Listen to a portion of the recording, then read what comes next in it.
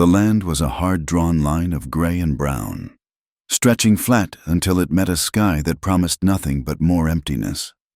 The wind in Wyoming had no memory and no mercy. It tore across the plains, flattening the dry grass and carrying the grit of the earth into every fold of Levi Carter's clothes. It was a constant, howling companion, and most days, Levi preferred it to the sound of a human voice. He worked the fence line, his gloved hands pulling the wire taut, his movements slow and methodical. Each twist of the metal was a small victory against the decay that threatened to swallow his ranch whole. The place was too big for one man. It had been too big for three. Now, there was just him.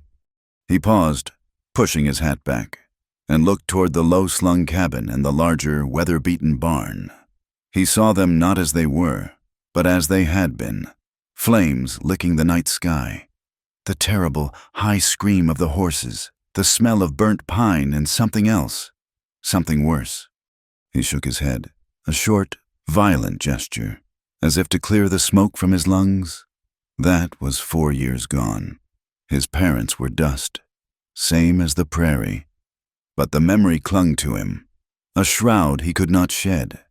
He was haunted by the silence they had left behind, and by the guilt that he, the son, had been the only one to wake in time to run clear.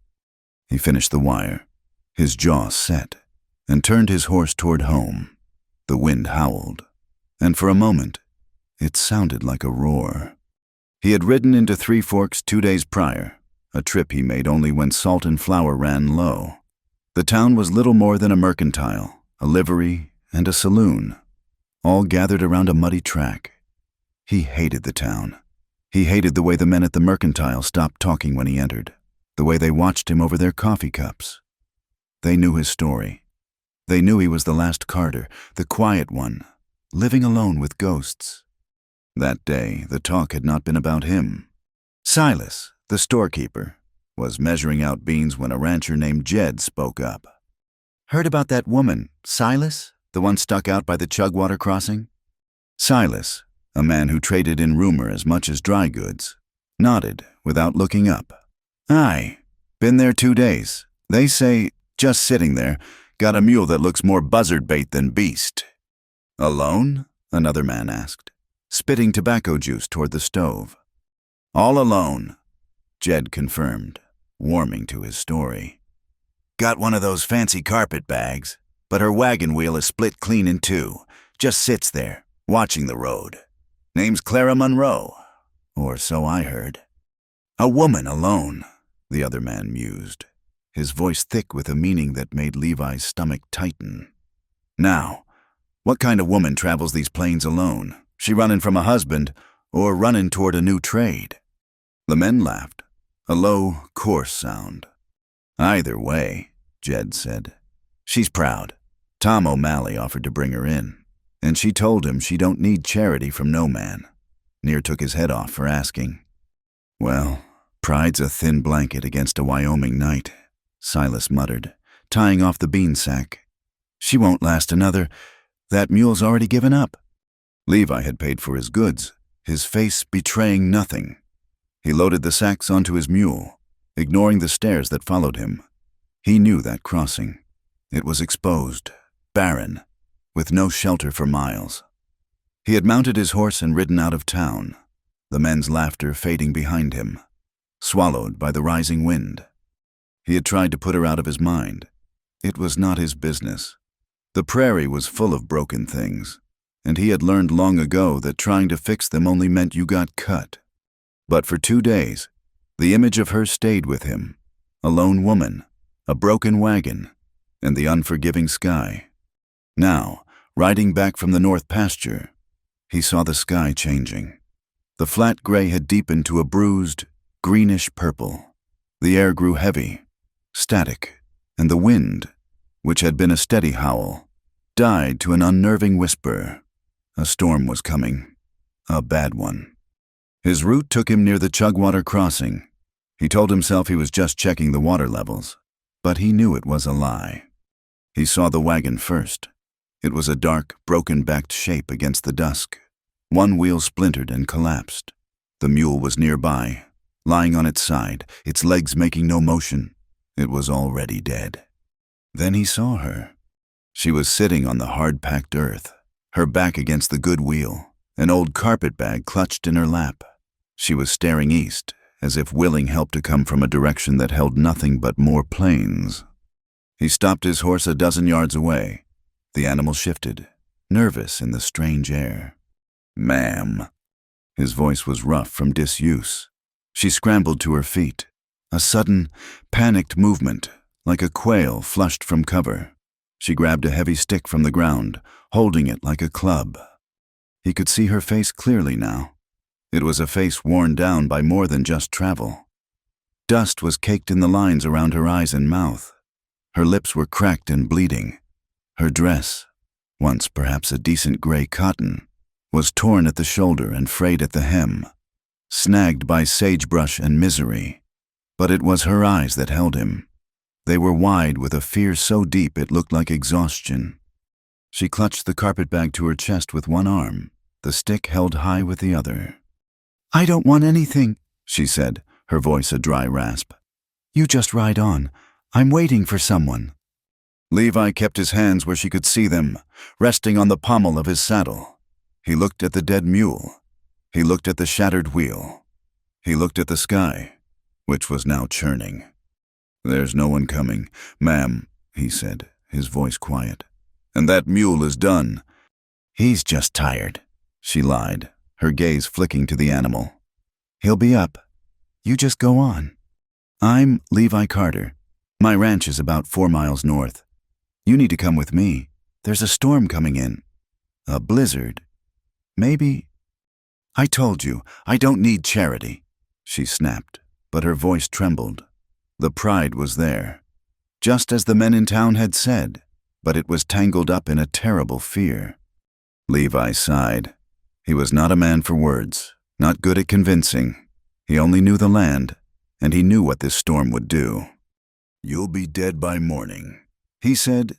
It was not a threat, it was a fact. She flinched, as if he had struck her. Her eyes scanned the horizon. Desperate, she saw nothing. The stick lowered just an inch. "I can pay my way," she whispered, clutching the bag. I have things." "I don't want your money." He swung down from his horse. She stumbled back, raising the stick again. "Don't you touch me!" Levi stopped. He stood by his horse, a big man, made bigger by his heavy coat, and for the first time she saw that his face was not cruel, just empty. "I'm not going to touch you," he said, his voice flat.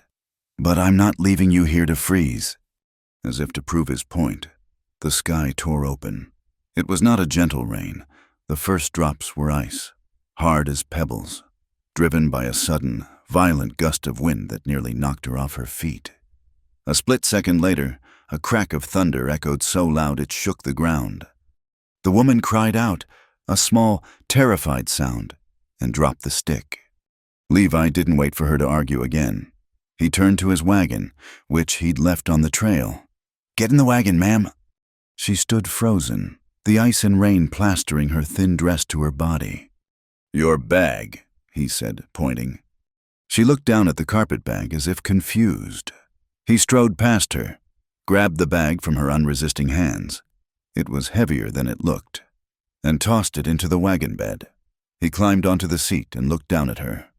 "Now," he commanded. The storm had broken her. She scrambled into the wagon, mud and ice clinging to her skirts, and huddled on the floorboards, shivering. He did not offer her the seat. He just snapped the reins, and the wagon lurched forward, away from the broken wagon, away from the dead mule, into the teeth of the storm. The ride to the ranch was brutal. The world dissolved into a chaos of wind, ice, and roaring darkness. Levi kept his head down, trusting the horses to know the way. The woman, Clara Monroe, said nothing. She was a silent, trembling bundle at his feet. When they reached the cabin, he pulled the wagon up close to the porch. "We're here." He got down and, this time, he did not ask. He reached in, put his hands under her arms. She was lighter than he expected, all bone and wet cloth, and half lifted, half dragged her out of the wagon and onto the porch. She stumbled against him, and he froze. It was the first time he had touched another person in, he could not remember how long. He pulled back as if burned. "Inside," he grunted, pushing the cabin door open. The cabin was dark and cold as a tomb. It smelled of old wood smoke, stale air, and the faint, metallic scent of the guns he kept cleaned on the rack. Clara stood just inside the doorway, dripping onto the wooden floor, her arms wrapped around herself. She was shaking so hard her teeth chattered. Levi fumbled on the mantel for a match. His fingers were numb from the cold. The match scraped, failed, scraped again, and flared. He lit the coal oil lamp, and the small room was filled with a weak, yellow light. It was a sparse place, a stone fireplace, cold, a rough-hewn table with one chair, a narrow cot in the corner, covered with a gray wool blanket, a dry sink. It was the room of a man who did not live, but only endured. Clara's eyes darted around, taking in the emptiness, the lack of any comfort, the rifle leaning by the door. Her fear returned. She had traded the storm for a cage. Levi saw her look. He said nothing, but went to the fireplace and knelt. He laid the kindling with an expert hand, added larger pieces, and struck another match. The dry wood caught, and a small fire began to crackle, fighting back against the cold. He stood up, but he did not turn to face her. He kept his back to her, busying himself at the stove. "There's water," he said, his voice awkward. He gestures to the pot. He took a tin cup from a hook, went to the water bucket, and dipped it full. He turned. She was still by the door, watching him. He walked toward her, holding out the cup. Clara watched his hand. It was a large hand, calloused, the knuckles scarred, the nails rimmed with dirt, a rancher's hand, and it was shaking. It was not a tremor from the cold. It was a deep, unsteady tremble, the shaking of a man terrified. He held the cup, and a little water sloshed over the rim. He looked down at the spill, and a dark flush rose from his collar. He seemed impossibly large and terribly, painfully shy. He had clearly never known closeness. He lived in this empty box, haunted by his own silence. And the presence of a woman, even a half-drowned, broken woman, was more frightening to him than the blizzard. She understood. This man was not a threat. He was a prisoner, same as her. Slowly, so as not to spook him, Clara reached out and took the cup. Her own hands were shaking. Too, their fingers brushed. He recoiled, pulling his hand back and stuffing it into his coat pocket. He retreated to the fireplace, as far from her as he could get. She drank the water. It was icy cold and tasted of metal, but it was the best thing she had ever tasted. The silence in the cabin stretched, broken only by the crackle of the fire and the scream of the wind outside. The small room began to fill with a meager warmth. He cleared his throat. He had to say something. You come far, ma'am?" he asked, staring into the flames. Clara set the cup down. She needed to give him a story, a safe story. She had told it before. "Kansas," she said. Her voice was stronger now. My husband, he passed. The smallpox took him and, well, there was nothing left for me there. The bank took the farm." She looked at her hands. "I sold what I could. Thought I would try for Oregon. I have a cousin, near Portland." It was a plausible, simple tragedy. The prairie was full of them. Levi nodded, still facing the fire. He accepted it. He was a man who understood loss. He had no reason to question her. He was, she realized, a man of profound and simple purity. A man who did not know how to look for a lie. A massive crack of thunder shook the small cabin, so violent it seemed to split the roof. Clara cried out and stumbled, her hand going to her mouth. Levi flinched, his shoulders hunching, his hands balling into fists. He looked toward the window, not at the storm, but at the reflection of the room in the dark glass. In that moment, she saw him clearly, and he, looking at her reflection, saw her. She was a woman who had been running so long. She had forgotten how to stand still. He was a man who had stood still for so long. He had forgotten how to move. She saw his loneliness, not as a choice, but as a wound, deep and unhealed. He saw her fear, not of the storm, but of the world, of him, of the very kindness he was trying to offer. They were two souls exiled by circumstance, trapped in a small, warm box while the world tried to tear itself apart outside. Levi broke the gaze first. He looked at the floor, then at the cot. "The bed is yours," he said, his voice low. It's all I have." Clara opened her mouth to protest, to say she would take the floor, but he was already moving. He grabbed his heavy slicker from the peg by the door. It was still damp. He pulled his hat down low. I got chores. In the barn. The horses." He did not look at her as he opened the door. The wind tore it from his grasp, slamming it back against the wall. He fought the storm, pulling the door shut behind him, and she was alone. Clara Munro stood in the center of the empty cabin, the warmth of the fire on her face, the sound of the latch clicking shut. She was safe. She was warm, and she was more alone than ever. The storm passed in the night, leaving a world scrubbed clean and drowning in mud. The sky was a high, aching blue, but the land was a ruin. The Chugwater crossing was no longer a creek. It was a roaring, shallow sea of brown, fast-moving water. Travel was impossible. Clara Munro stood on the cabin porch, her arms wrapped around her middle. She wore one of Levi's old wool shirts over her dress. It hung on her like a sack, smelling of dust and horse and the faint, clean scent of lye soap. Levi had been gone when she woke, the cabin empty and cold. He had left a tin of coffee and half a loaf of stale bread on the table. He had also left her his mother's old boots, set neatly by the door. They were too big, but they were dry. She had spent the morning forcing down the bread and exploring her prison. It was a place of profound, masculine neglect. 4 years of dust coated the surfaces his body did not touch. The windows were opaque with grime. His mother's things, a sewing box, a china cup, a few books, were piled on a high shelf, untouched, like relics in a tomb. He was a man living in a single, narrow groove, and she had just thrown his life off its tracks. When he finally returned at midday, riding his horse through the sucking mud, he did not look at her. He dismounted, tended to the horse, and only then, as if remembering her, did he speak.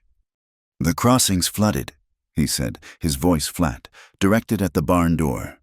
"You'll be here a few days, maybe a week." Clara's heart sank. "A week? I cannot impose," she said, her voice stiff. "I can pay." He turned then, and his eyes, a pale, washed-out blue, met hers for a second. His face flushed a dark, painful red. "I told you, I don't want your money." He looked away, toward the broken fence line. "The roof. It's leaking by the stove." He turned and walked away, his shoulders hunched, disappearing into the barn. Clara understood. He was not offering charity. He was offering a trade. He would give her shelter. She would give him work. It was a language they both understood. And so the days passed. A strange, silent routine settled over the ranch. Levi would rise before the sun, his movements quiet as he slipped out of the barn, where he had made his bed in the hayloft. He would leave her food, like a man leaving bait for a wild animal. He spent his days in the farthest pastures, mending what the storm had broken, staying away until dusk. Clara, in turn, worked with a fierce, quiet energy. She was desperate to repay him, to scour away the shame of her presence. She started with the cabin. She scrubbed the grime from the windows until the weak sunlight could actually enter. She washed his few clothes and blankets, hanging them on a line strung inside, filling the cold air with the sharp, clean smell of soap.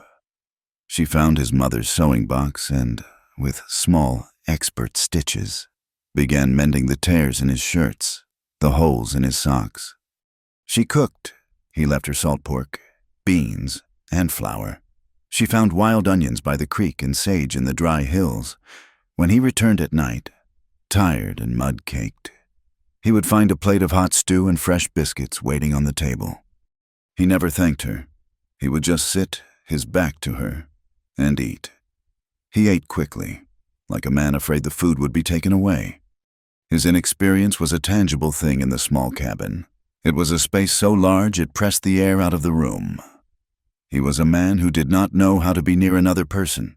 If she passed him in the narrow space between the table and the stove, he would press himself flat against the wall, his whole body rigid. Until she was by, he never, ever met her gaze. He spoke to the floor, to the fire, to the window. She found herself watching him. He was younger than she had first thought, perhaps 24, 25, but his solitude had aged him. Carved lines of worry around his mouth that belonged to a man twice his age. He was strong. She saw the muscles in his back and arms when he hauled water or split wood, but he moved with a constant, weary sadness. One afternoon, the sky threatened rain again, and he finally addressed the leaking roof. He brought a ladder and climbed up with a bucket of pine tar. Clara came out, holding the tools he had left on the ground. I can hand them to you," she offered. He froze, perched on the roof's edge, and looked down. He was trapped. He could not retreat. "Aye," he muttered, blushing. She climbed the first few rungs of the ladder, so her head was level with the roof. He worked, spreading the tar, and she held the hammer, the extra shingles. The air was cold, and they worked in their shared silence. "You've been alone here," she said, not as a question, but as a statement. He kept working, his hand moving the tar brush. 4 years, since the fire. "Your parents?" He nodded. His hand stopped moving. I was in the barn. The horses, they were screaming. I got them out. But the house..."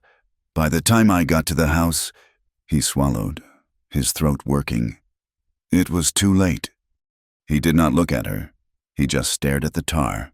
"I should have woken. I sleep in the barn now." Clara's heart ached. Ah, so that was it. He slept in the barn not because of her, but because of them. Because the cabin was a grave, and he was the penitent survivor. "That was not your fault, Levi," she said, her voice gentle. He flinched at her tone. It was too soft, too kind.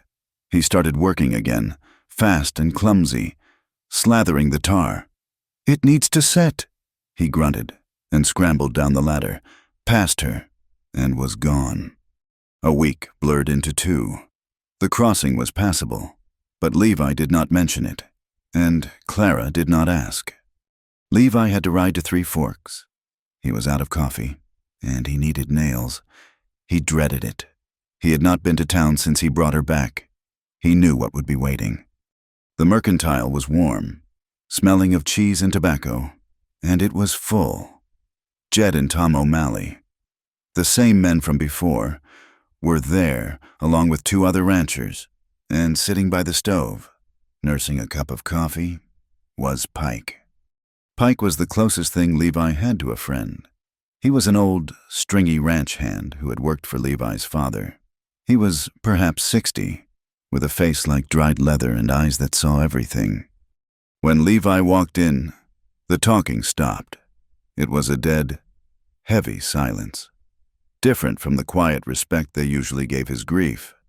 This was something else. This was judgment. "Levi, Silas, the storekeeper, said," his voice neutral. Levi nodded, handing him the list. "Silas." Jed, leaning against the counter, spoke, his voice slick. Been keeping busy out on the ranch. Carter, heard that storm gave you some trouble. It did, Levi said, his back to the room. Heard you found some trouble, too, Tom O'Malley added, and snickered. Levi's hands clenched. He did not turn.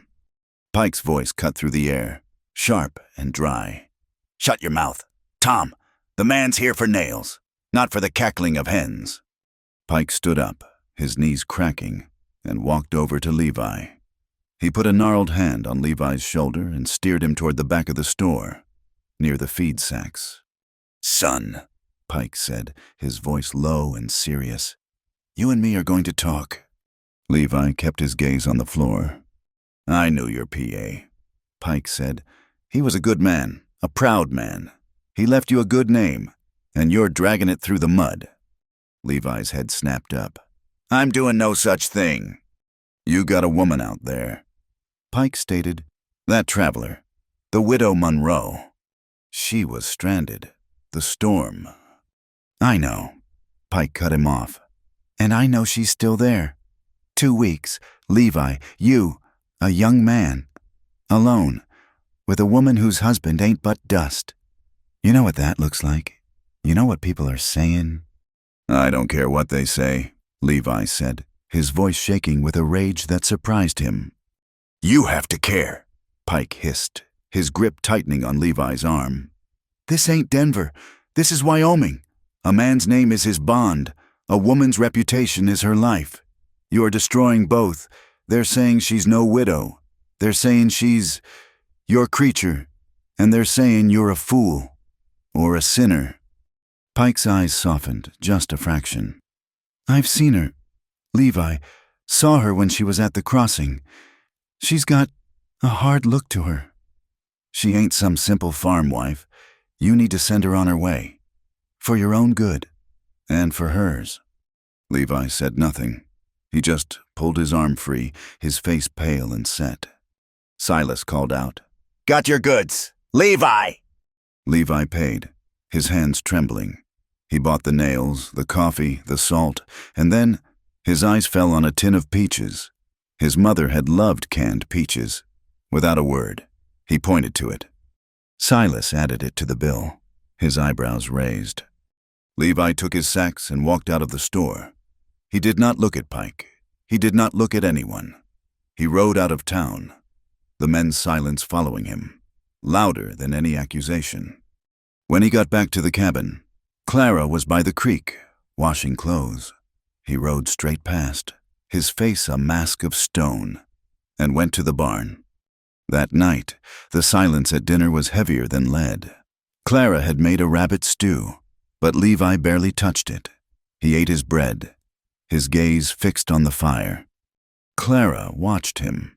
He had been gone all day, and he had returned a different man. The awkward shyness was gone, replaced by a cold, angry distance. She knew, with a dreadful certainty, that he had gone to town. Levi? She ventured. He grunted, not looking up. Did someone say something? In town. He stood up so fast his chair scraped back, nearly falling. It's nothing, he snapped. Nothing that concerns you.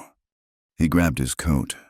Wait, she said, desperation in her voice. Levi, please, I can't pay you for the shelter, but I am grateful. I just want to help. She was desperate to fix this, to soothe the anger he had brought back. Let me try and teach you something. A comfort, like talking. He stopped, his hand on the door. He looked at her, and his eyes were full of Pike's words, of the men's sneers. What do you know about comforts, woman? He asked, his voice low and cruel. Clara flinched as if he had hit her. The color drained from her face. Levi saw her face, and the anger broke, replaced by a wave of crushing, terrible shame. He had never spoken to another human being like that. He turned and fled, slamming the door, and retreated to the safety of the barn. He did not return to the cabin for 2 days. He left her food on the porch. On the 3rd day, Clara could not stand the silence.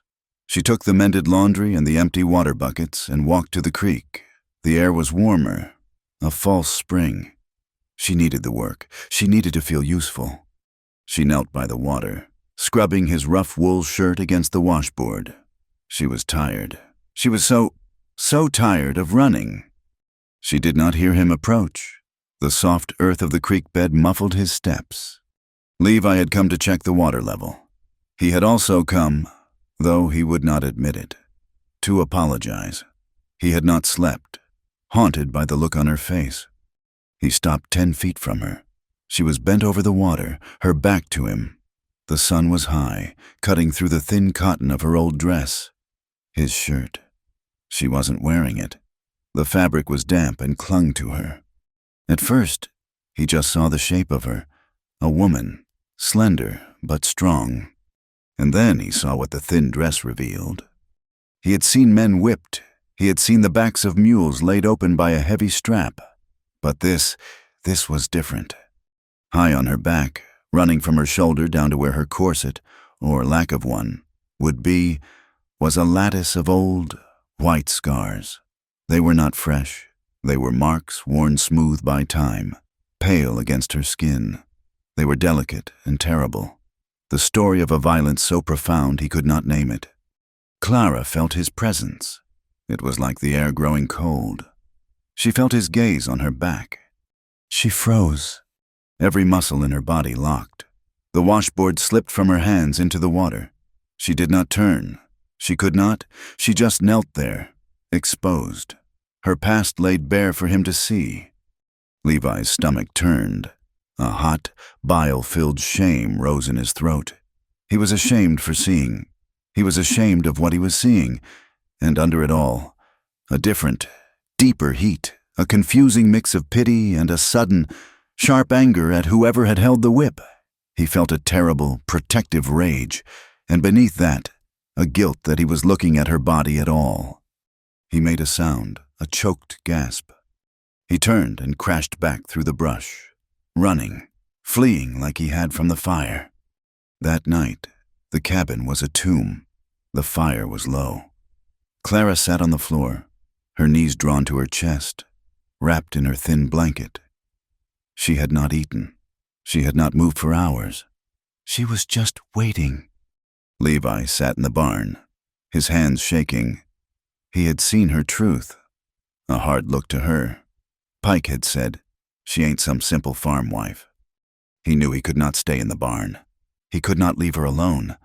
Not now. He finally forced himself to his feet and walked to the cabin. He opened the door. She was there, small in the firelight. She looked up, her face pale, her eyes large and dark. He said nothing. He walked to the stove, poured himself a cup of coffee he did not want, and stood there, his back to her. The silence stretched, thick and agonizing. She broke it. Her voice was a dry whisper, all the life gone from it. "You saw the marks." Levi nodded, his gaze on the dark window. "I wasn't always a widow from Kansas," she said, the words forced, each one costing her. There was no husband. There was no farm." He did not move. He just listened.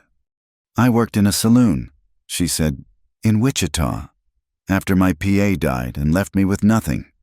She let out a shaky breath. I served drinks." Her voice turned bitter, full of acid, and worse. Levi closed his eyes. The words confirmed everything. The town's whispers, Pike's warning, whore. The word echoed in his mind, ugly and sharp. "It was a man," she whispered, her voice breaking. "The owner, he liked to make examples. When we didn't, please the customers." She was quiet for a long time. I've been running for 3 years. Clara Monroe. It's just a name. Same as the widow story. It's all lies." She waited for him to turn, to tell her to get out, to call her what she was. Levi stood there, his back to her, for a full minute. He looked at the reflection in the glass. He saw himself, large and dark. He saw her, a small, huddled shape by the fire. He saw the empty cabin around them. He said nothing. He did not condemn her. He did not question her. He did not offer pity. He just stayed. He finished his coffee, set the cup down in the dry sink, and walked to the door. He paused, his hand on the latch. The water level is down," he said, his voice rough. "The crossing. It'll be safe tomorrow." He left, closing the door softly behind him. Clara stared at the closed door, shaking. He was giving her the chance to leave. He was not kicking her out. He was telling her the way was clear. She spent the night in the chair, sleepless, her mind racing. She had to leave. She had poisoned his name, his home. The next morning, she packed her few things in her carpet bag. She folded the clothes he had given her, mended, and left them on the cot. She scrubbed the breakfast pan clean. She was ready to walk. She waited all day. He did not return. The sun began to set, painting the sky in shades of orange and blood. She thought, "He's left me. He's gone to town and left me to just go." Just as dusk settled, he returned, but he was not on his horse. He was driving the wagon, and it was loaded. She watched from the window as he pulled up, his face set in a mask of determination. He was not carrying supplies. He was carrying lumber. Old, weathered boards he must have torn from the collapsed section of the corral. He hauled the wood into the cabin, piece by piece, dropping it by the fireplace. He did not look at her. He got his toolbox, by the light of the fire and the one lamp. He began to work. The sounds filled the cabin, the sharp rasp of a saw, the solid, declarative strike of a hammer. Clara watched, her confusion warring with a strange, rising hope. He was not building a cage. He was not boarding the window. He worked for hours, his movements economical and sure. He built a simple, low frame, a cot. He cut the legs, squared the frame, and hammered it together with the nails he had bought in town. When he was finished, he went to the high shelf, the shelf that held his mother's things. From behind the books, he pulled a thin, rolled mattress, one that must have been a spare, unused for years. It was stuffed with straw and canvas. He unrolled it and placed it on the new frame. He had built a second bed. He placed it on the opposite side of the cabin from his own cot. It was a space for her. It was not the barn. It was not his bed. It was her own. He stood back, wiping his hands on his pants. He looked at the bed, then at her. His face was flushed from the work, his eyes clear for the first time. This is yours," he said. And then, before she could speak, before she could even think, he turned and left, retreating to the barn for the night. Clara stared at the new bed. It was rough. It was built from scrap. It was the most beautiful thing she had ever seen. He had heard her darkest truth, a truth that made her unclean in the eyes of God and man. And he had not banished her. He had not used her. He had built her a place to rest. She sat down on the edge of the new cot. The canvas crackled under her weight. She put her face in her hands. And for the first time since her father died, Clara Monroe wept. She cried for the girl in Wichita, for the woman on the road, and for the unbelievable, terrible kindness of a man who knew nothing of the world and everything of loneliness. The false spring died overnight. They woke to a world that had vanished. The wind was the first warning, a low, rising moan that became a high-pitched scream by midnight. By dawn, the world outside the small cabin was gone, erased by a solid, howling wall of white. The snow did not fall. It moved sideways, driven by a force that seemed determined to scour the plains down to the bone.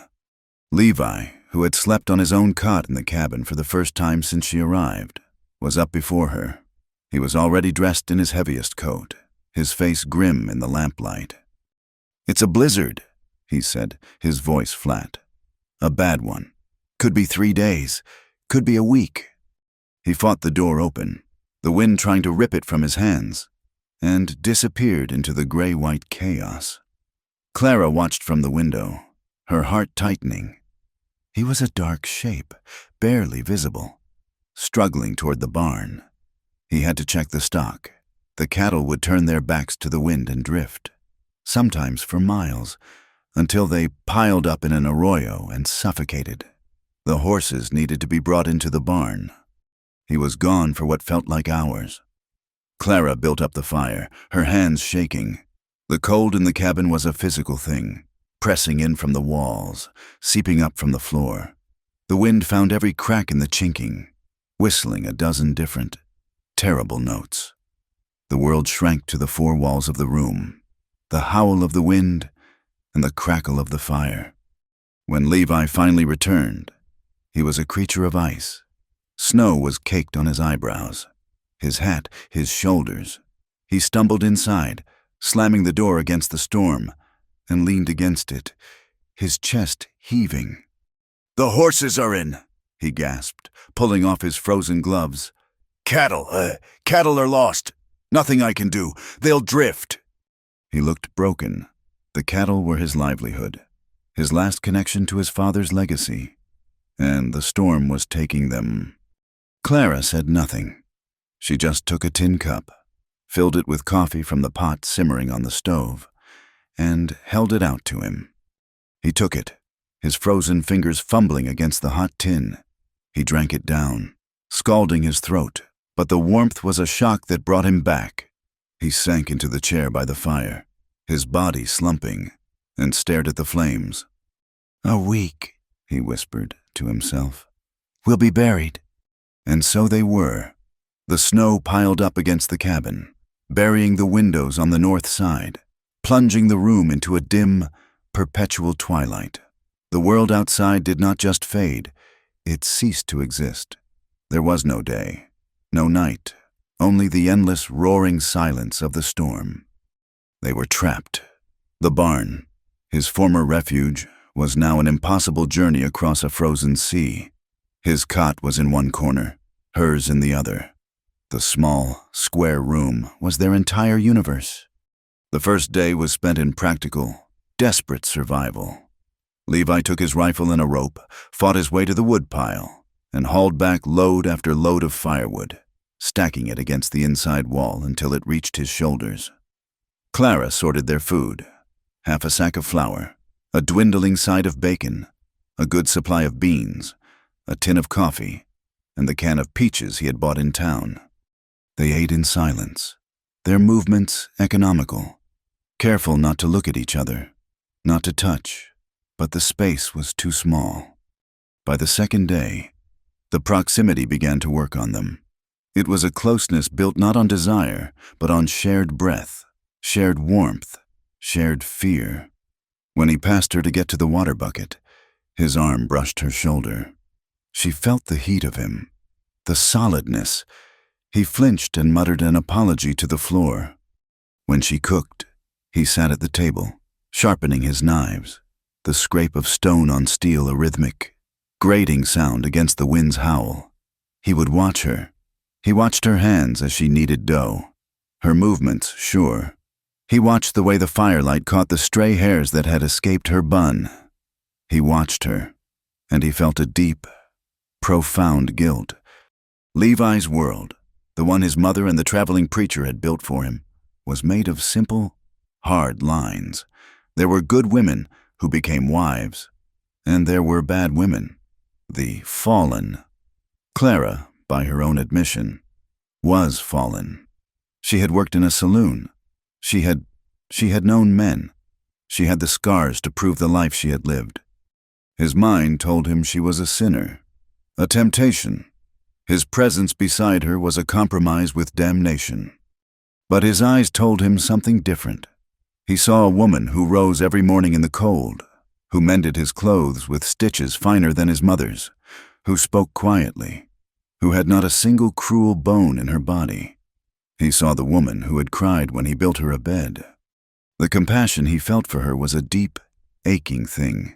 It felt like kindness, but it was tangled up with a new, terrifying awareness. He was aware of the scent of her, a faint smell of wood smoke and soap. He was aware of the curve of her neck when she bent to the fire. This, he thought, must be lust, this terrible, hot confusion. And he was ashamed of it. How could he feel this for a woman he pitied? How could he reconcile the urge to protect her with the urge to just look at him? He could not.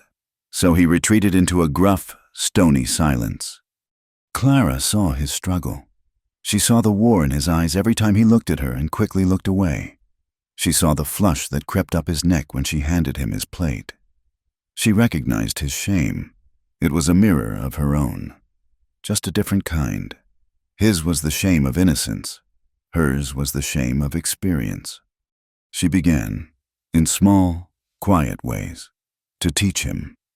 Not about love or passion, but about closeness. She set out to prove that a touch did not have to burn. The fire burned low one night. The blizzard was in its third day, and the cold was relentless. Levi sat at the table, reading his father's old Bible, though his eyes had not moved from the page in an hour. He was shivering, his coat wrapped tight around him. Clara, sitting on her own cot, watched him. She saw his shoulders tremble. Silently, she stood, took the heavy wool blanket from her bed, walked over to him, and draped it over his shoulders, tucking it in around his neck. He went rigid, his whole body locked, his head bowed, the Bible gripped in his hands. He was waiting for something, a demand, a price. Clara just rested her hand on his shoulder for a single second, a touch of simple, uncomplicated warmth, and then returned to her cot. Levi did not move for a long time. He sat there, wrapped in her blanket, the scent of her, and slowly, the trembling stopped. Another time, he was mending a piece of harness, his fingers clumsy in the dim light. He cursed, a low, frustrated sound, as he fumbled the leather strap. "Here," she said, her voice soft. She knelt on the floor beside his chair, took the harness from him, and held it steady. "You pull the awl," she said. "I'll hold it firm." They worked together, their hands almost touching. He focused on the leather, on the work, on anything but the woman kneeling beside him. Her presence was a heat, a pressure, but it was also a help. It was simple. They finished the repair, and he pulled back, his throat dry. "Thank you," he managed to say. "We are just two people in a storm, Levi," she said, as if reading his mind. "There is no sin in help." He looked at her then, truly looked at her. Her face was thin, the shadows under her eyes dark, but her gaze was steady. It held no judgment, only a deep, weary understanding. The storm broke on the fourth day. The wind died, and the silence that fell was as vast and absolute as the snow. The world was a blinding, brilliant white, the sky a painful blue. The cabin was half buried. The silence inside was worse than the storm. The forced intimacy, held at bay by the howling wind, now settled on them, thick and heavy. Levi stood by the one clear window, staring at the drift that had buried his corral fence. He was a prisoner of the white, and a prisoner of the woman who shared his cell. He could not bear the tension. He could not bear his own thoughts. You should not be here," he said, his voice rough, shocking the quiet. Clara, who was washing their few dishes, froze. Her stomach dropped. "I know," she said, her back to him. "As soon as I can, as soon as the snow settles, I will leave. I won't trouble you." "No," he said, frustrated. He turned from the window. "That's not... I didn't mean..." He struggled, his hands fisting and uncurling at his sides. "I mean, you should not be here, with me." She turned, confused. "I don't understand." I am not a good host," he stammered. "I am not..." He looked at her, his face a mask of misery. "I don't know how to be," he burst out, the words torn from him. "Around you, around this." He gestured to the cabin. To her, to the unspoken thing between them. Clara dried her hands, her heart aching for him. "You have been a gentleman. Levi, you have been more than kind." He let out a short, bitter laugh. "I am no gentleman." His face flushed a dark, painful crimson. I don't know what to do. I look at you and I think things a man shouldn't think.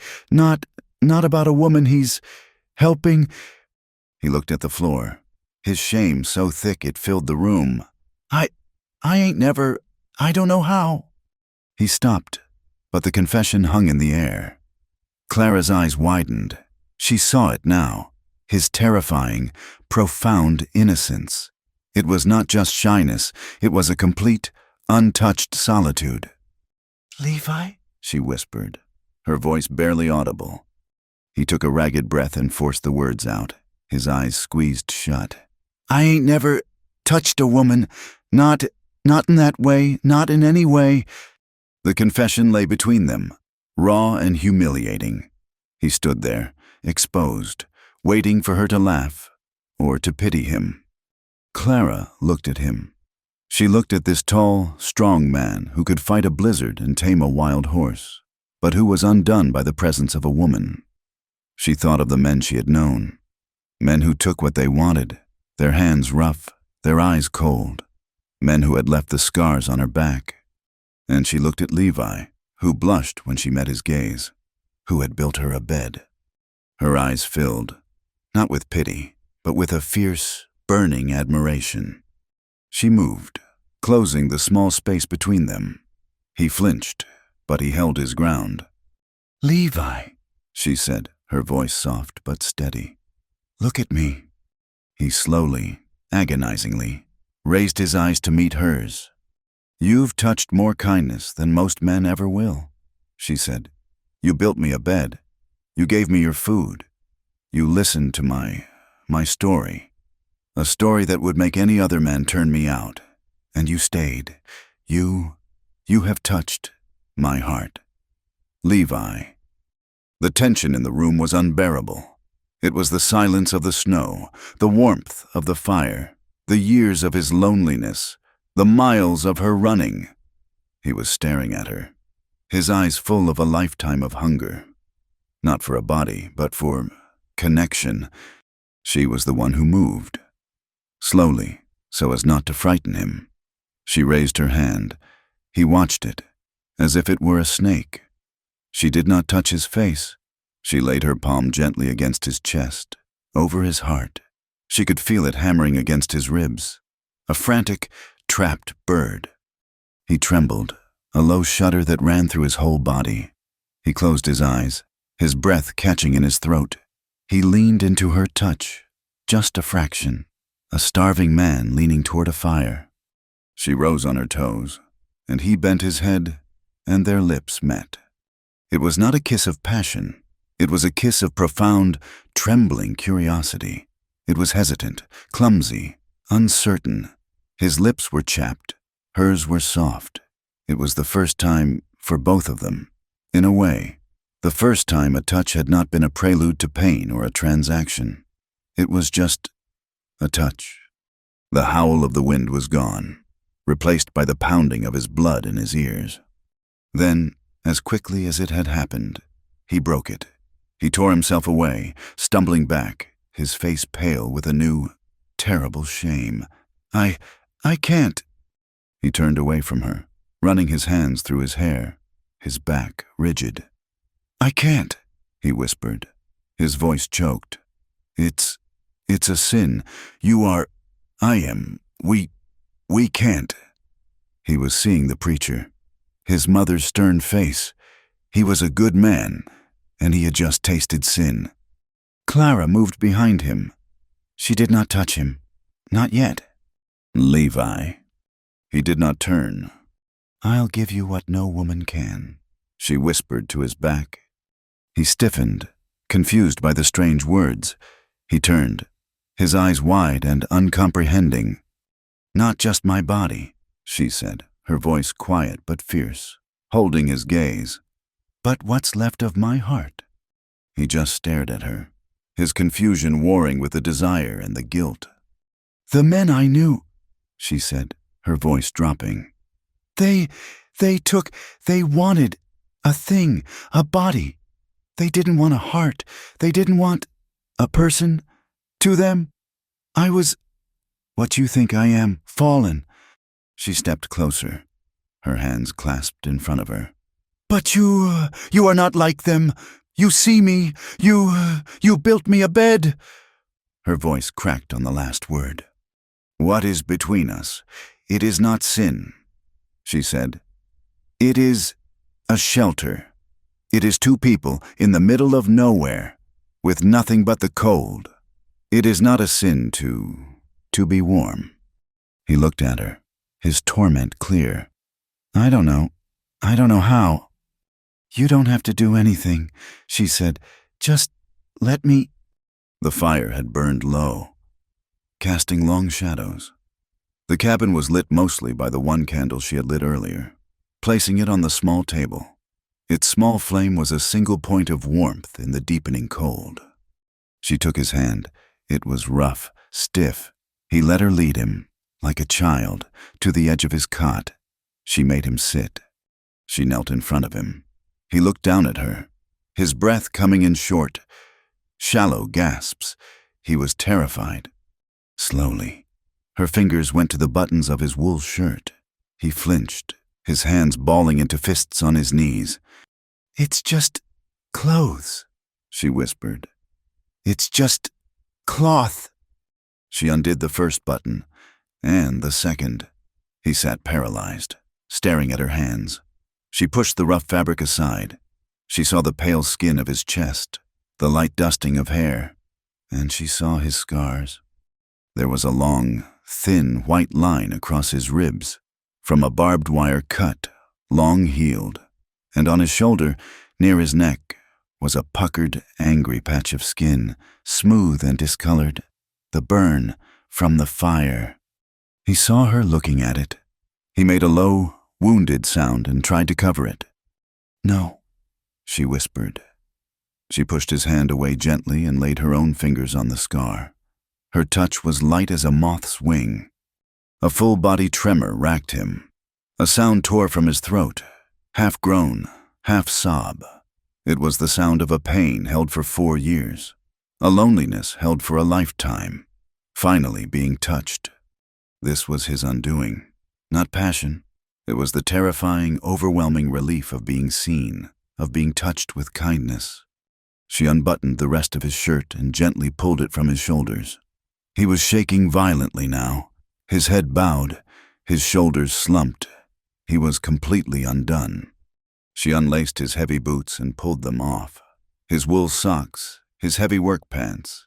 She did it all with a simple, practical gentleness, as if tending a wound. He was just Levi, a man, bared to the cold and to her. She saw his shyness, which was a wall of stone, and she saw his hunger for connection, which was a raw, open 4-year-old wound. She pushed him gently back onto the cot and pulled the blankets up, covering him. He lay on his back, rigid, staring at the dark ceiling beams. Then Clara stood up. In the light of the single candle, she unbuttoned her own dress. She did not do it to entice. She did it with the same practicality, as a statement. I have scars. 2, I am not a temptation. I am just a person. She folded her dress, blew out the candle, and the room was plunged into near darkness, lit only by the faint, red glow of the dying embers in the fireplace. In the quiet, he heard her slide into the cot beside him, on top of the blankets. He did not move. He could feel the heat of her body, inches from his. He lay there, rigid, for what felt like an eternity. It's just to be warm, she whispered into the darkness. He did not speak. He just lay there, breathing. He was breathing in the scent of her, the reality of her. He was at war with every rule he had ever known. And then, slowly, under the blankets, his hand moved. It was a fumbling, uncertain movement. His fingers brushed her arm. He recoiled, then tried again. His hand found hers. He gripped it. His knuckles were white. His calloused, shaking hand crushed hers. He was not holding her hand. He was holding a lifeline. He was a drowning man who had just found something solid in the wreckage. The red glow of the embers cast a faint light, a mercy, on the two figures in the small cot, clinging to each other, not in passion, but in a desperate, shared need to simply endure. The blizzard broke, and in the silence that followed, something else in the cabin broke, too. The heavy, taut silence of two strangers was gone, replaced by a new quiet. It was a quiet that was shared. It was the sound of two people breathing in the same small space, no longer as prisoners, but as partners. Levi, who had lived his life by the hard rules of guilt and solitude, found himself breathing for the first time in 4 years. He had shown her his deepest shame, the scar from the fire, and she had not pitied him. She had touched it. He had confessed his crippling, humiliating innocence, and she had met it not with mockery, but with a kindness so profound it had undone him. He had held her hand in the dark, and in the morning, he had woken to find her asleep in her own cot. The candle on the table burned down to a nub. Nothing had happened, and yet everything had. He began to change. He still slept in the barn. It was a habit too deep to break, a penance he was not ready to give up. But the cabin was no longer a tomb. It was a place he returned to. He found himself talking. He told her, in short, gruff sentences about his father's plan to breed horses with stronger legs, better suited for the high country. He pointed out the nest of a red-tailed hawk he had been watching for a year. He would return from a day of mending fences and find himself looking for her. Clara, too, was transformed. The woman who had arrived like a half-drowned animal, all fear and sharp edges, was gone. She had a place. She had a bed. She had a purpose. She still worked, mending his clothes, cooking his meals, but it was no longer the frantic, desperate work of repayment. It was a sharing. One morning, Levi was outside, splitting wood. The cold air bit at his lungs, and the thwack of the axe was the only sound. Then he heard it. It was a sound from the cabin. It was low and rusty, as if the parts had not been used in a long time. It was a voice, a woman's voice, humming, a tuneless, quiet, wandering song. He stopped, the axe frozen in mid-air. He listened, and then he heard her laugh. It was a small sound, a reaction to the bread dough that had stuck to her hands. He had never heard her laugh. He had never heard anyone laugh in that cabin. He dropped the axe. He stood there, frozen, and a slow, painful, unfamiliar warmth spread through his chest. He was not just his ghosts. He was not just the boy who had failed to save his parents. He was Levi, and he was not alone. This small, fragile, snowbound world could not last. The white began to recede. The sun gained strength. The mud dried, and the roads became passable. The outside world, which they had held at bay, came rushing back. Levi had to go to town, the cattle that had drifted in the storm. He had to know if any had been found. He needed feed for the horses, and salt. He saddled his horse, his stomach tight. He had not seen another soul since before the blizzard, since Clara. When he rode down the muddy main street of Three Forks, the chill was not from the wind. It was from the men. The mercantile, which had been wary of him before, was now openly hostile. When he walked in, the conversation stopped. Dead. It was not the silence of curiosity. It was the hard, flat silence of judgment. Silas, the storekeeper, measured his goods without a word, his face a mask. Tom O'Malley and Jed, standing by the stove, did not snicker. They just watched him, their eyes cold. He paid, took his sacks, and left. He felt their stares on his back, like the points of knives. Pike was waiting for him outside the saloon, leaning against a porch post. His old face was gray and etched with worry. "Levi," he said, not as a greeting. "Pike," Levi nodded, loading his sacks. "You're a damn fool, son," Pike said, his voice low, not angry, just weary. Levi stopped, his hand on the saddle horn. "She's a good woman, Pike." "She's a wanted woman," Pike said, his voice flat. Levi's blood went cold. He turned. What do you mean?"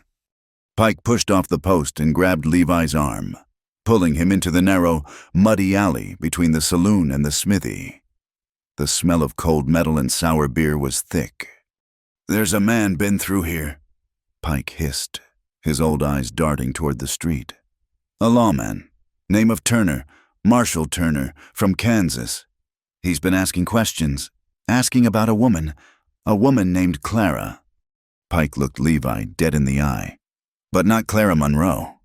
Levi felt his stomach drop. What did she do? "She told me she worked in a saloon."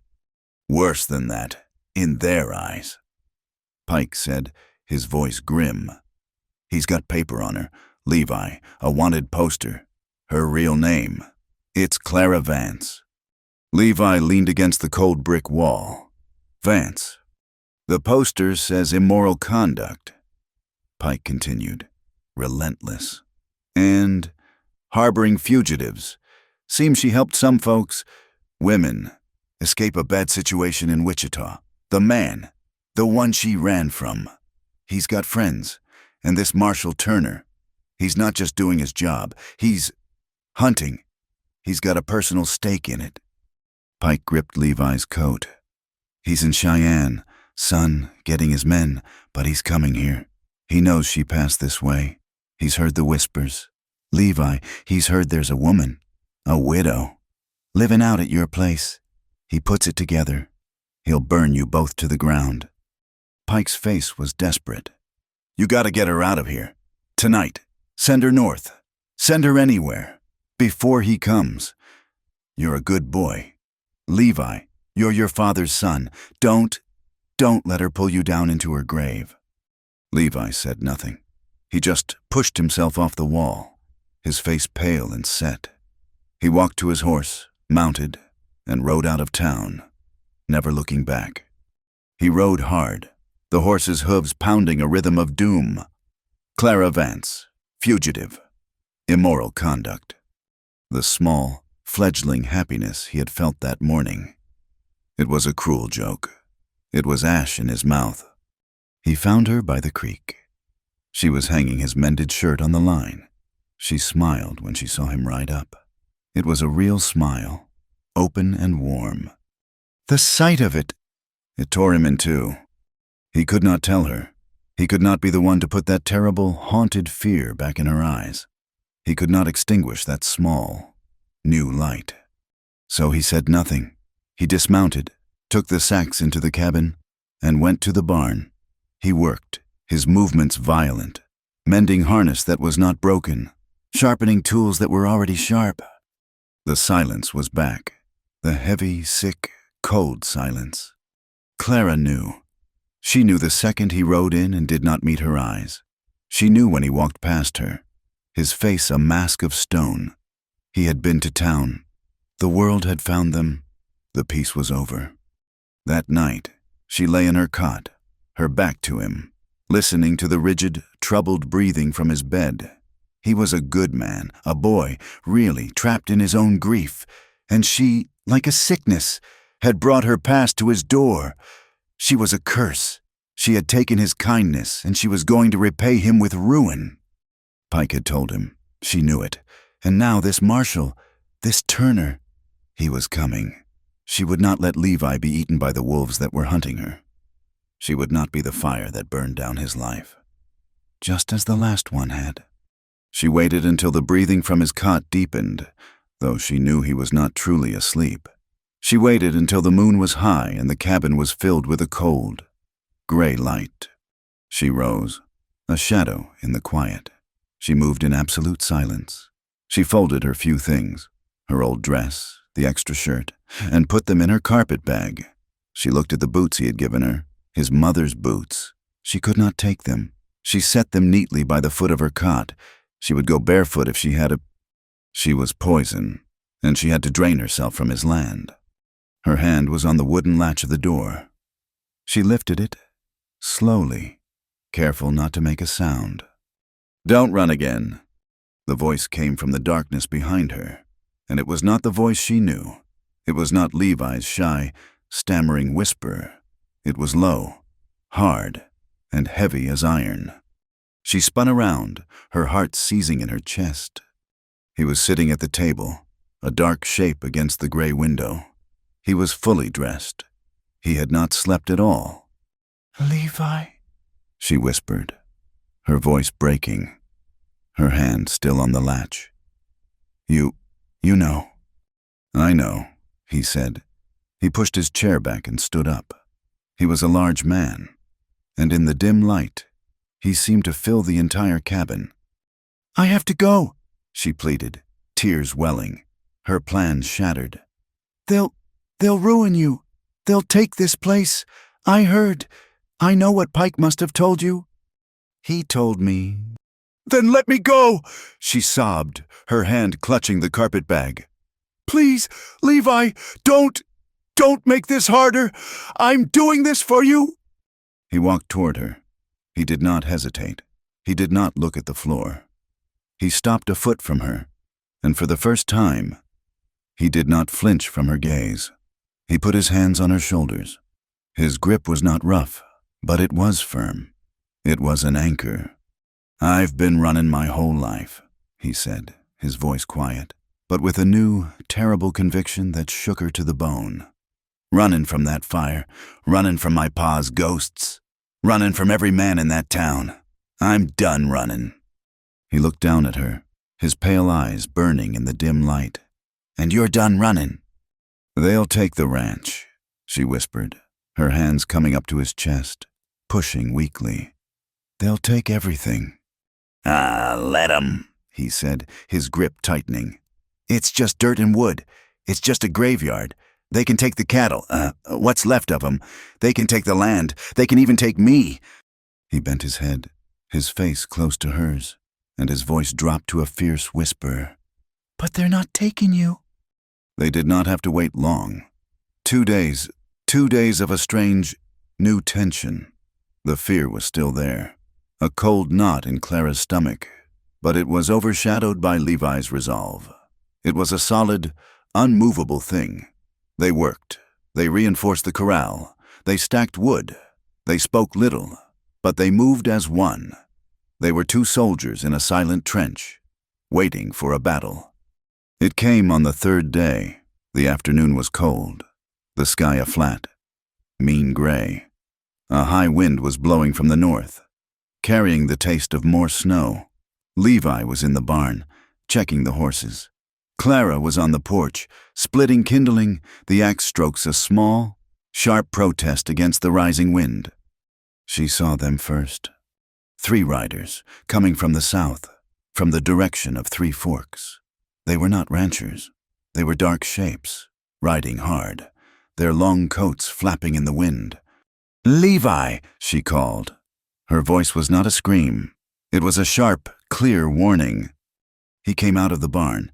He was not carrying a tool. He had his rifle, the one his father had used. He walked to the porch and stood beside her. The men rode up, stopping 20 yards from the porch.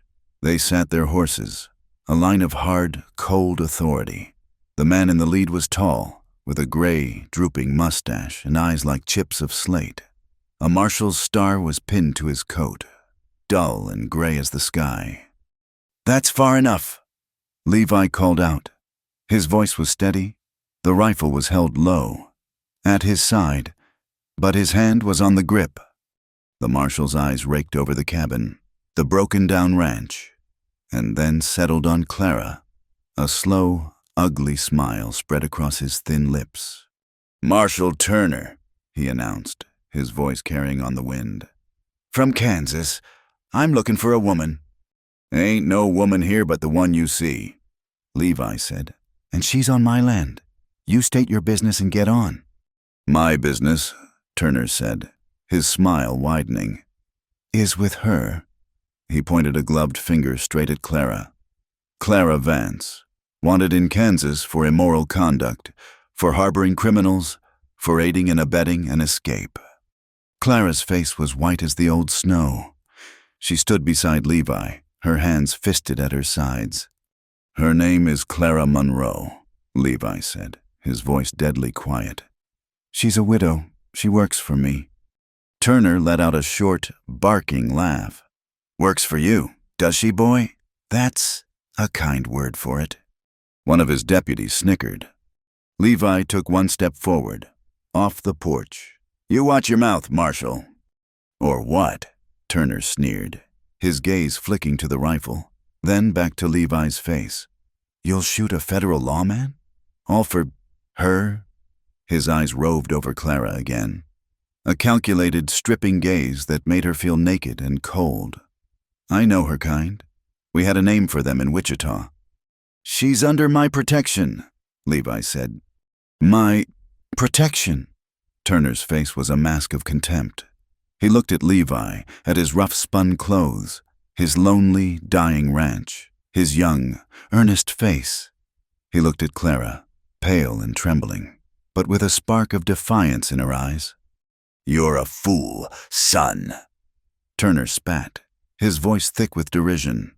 "Risking your neck, risking a rope, for a painted woman. She's not worth the powder to blow her to hell." The words hit Levi harder than a bullet. He saw Clara flinch, a small, wounded movement, as if she had been struck. He saw, in his mind, the scars on her back. He saw the laughing men in the mercantile. He saw this marshal's leering, triumphant face. It was not a thought. It was a fire. The same fire that had taken his parents. The same fire he had been running from. It exploded. Levi dropped the rifle. He crossed the 20 yards of muddy ground in 4 long, pounding strides. Turner's hand went to his pistol, but he was too slow, too surprised by the sheer, animal speed of the attack. Levi's fist, hard as a sledgehammer, rock solid from 4 years of splitting wood and tightening wire, connected with Turner's jaw. There was a sickening crack of bone and gristle. Turner flew backward off his horse, a spray of blood and spittle in his wake, and crashed into the muddy, half-frozen yard. The 2 deputies surged forward, their guns drawn. "Don't!" Clara screamed, leaping from the porch. They didn't shoot. They fell on Levi. One man slammed the butt of his heavy rifle into Levi's side, just below the ribs. Levi grunted, a sharp exhalation of pain, but he did not go down. He turned, his arm coming around, and hit the man square in the stomach. The deputy doubled over, gasping. The 3rd man grabbed Levi from behind, his arm clamped around Levi's throat, cutting off his air. It was not a fight. It was a brawl, a desperate, clumsy, violent explosion in the mud. Levi fought with the strength of 4 years of pent-up grief and a lifetime of silent rage. He drove his elbow back, breaking the hold. He threw one man off, backward into the icy water of the horse trough. The other deputy, the one he had punched, recovered and swung his gun barrel like a club, catching Levi across the back. Levi went down to one knee. Turner scrambled to his feet, his face purple with rage, blood pouring from his mouth. He pulled his pistol, his jaw hanging at an unnatural angle. He stalked over to Levi, who was struggling to rise, and pressed the cold, round barrel of the gun to Levi's temple. "Stop!" Clara shrieked, running forward.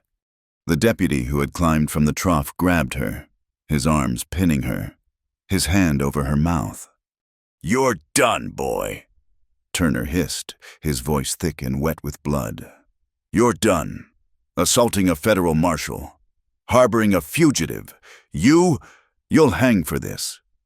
Levi was on his knees, his breath tearing in and out. His head was bowed, blood dripping from his nose and a new cut over his eye, splashing into the mud. Turner looked at Clara, struggling in his man's arms. He looked at Levi. He slowly, deliberately, pulled the hammer of the pistol back.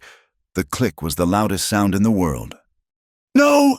Clara's muffled scream was pure agony. Turner smiled, a grotesque twisting of his ruined face, and then he uncocked the pistol. With a grunt, he swung the heavy gun, whipping it across the side of Levi's head. Levi collapsed, face first, into the cold mud. He did not move. "I'll be back." Turner spat, his voice a venomous whisper. He pointed at Clara. "I'm going to Three Forks. I'm going to get a warrant for his arrest. And I'm going to get a posse to drag you in." He looked at his men. "Let's go." He mounted his horse, one-handed, his other hand clamped to his shattered jaw. His eyes, full of hate, were fixed on Clara. "You'll be in my jail by tomorrow night, girl, and you." He nodded at Levi's unmoving form. "We'll be in a cell beside her, or in the ground." They wheeled their horses and rode away, their dark shapes disappearing into the gray, windy twilight. The wind howled, cold and indifferent, the second they were gone. Clara tore free from the deputy, who let her go, and scrambled to Levi. "Levi! Levi!" She rolled him over. His face was a ruin. His eye was already swelling shut. His lip was split wide, and blood was matting his hair, turning the mud beneath him red. He was unconscious. With a strength she did not know she possessed, she hooked her arms under his and dragged him. He was a dead weight. She slipped, fell, got up, and dragged him again. Across the muddy yard, up the 2 porch steps, and into the cabin. She collapsed on the floor beside him, her lungs on fire. She bolted the door. She ran for water, for the clean rags she had just washed. He came to as she was, gently, frantically, cleaning the blood from his face. He groaned, a low, animal sound, and his hand flew to his head. "Shh, shh," she whispered, her voice shaking. You're all right. Stay still. Oh, God, Levi, please stay still."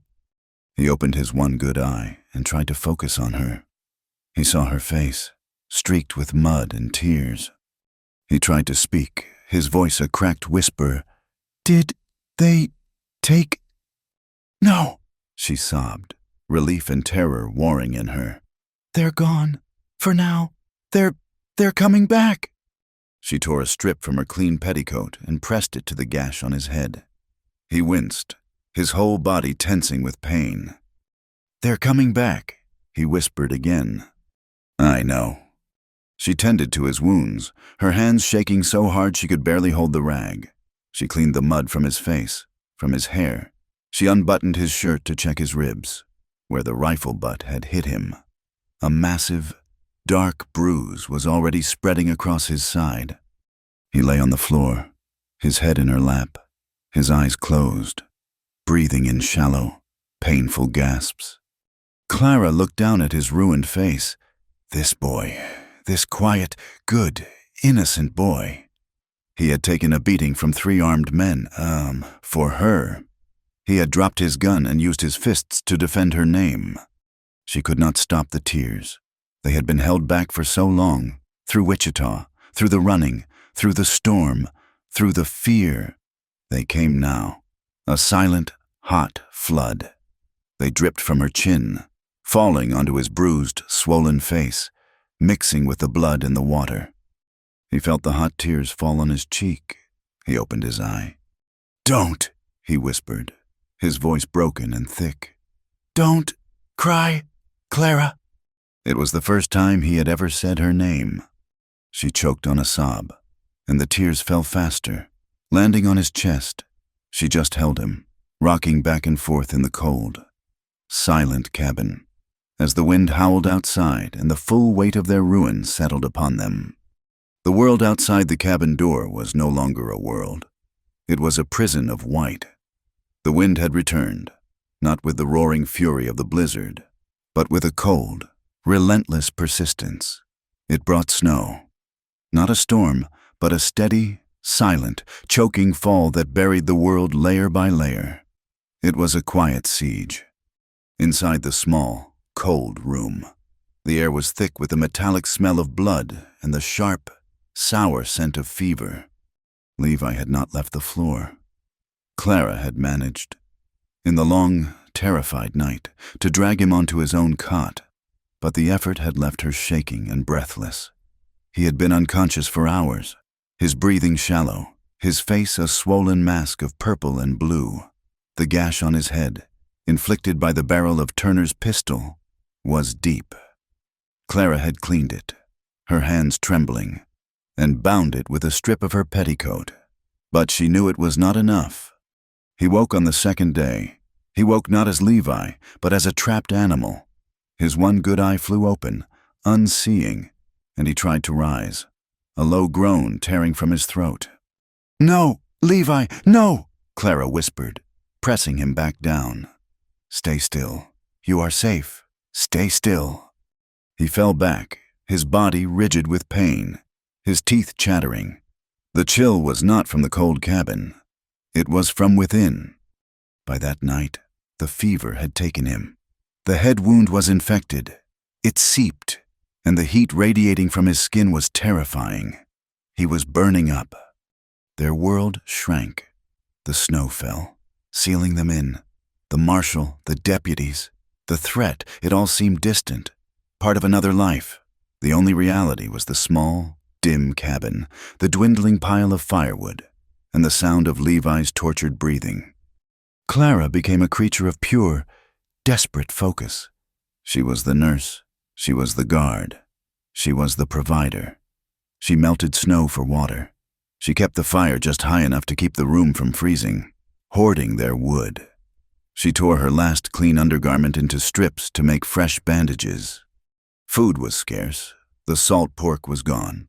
They had a handful of beans, a dusting of flour.